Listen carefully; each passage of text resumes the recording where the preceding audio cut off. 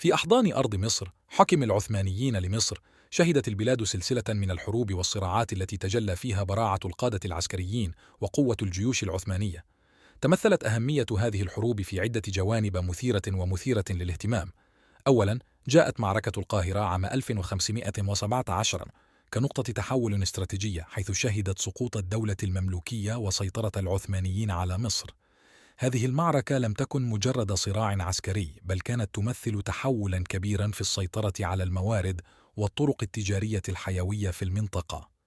ثانياً، شهدت مصر خلال حكم العثمانيين صراعات مع الدول المجاورة مثل الدولة الصفوية والإمبراطورية الروسية، حيث تحددت خلال هذه الصراعات حدود النفوذ والسيطرة في مناطق متعددة من الشرق الأوسط وشمال إفريقيا.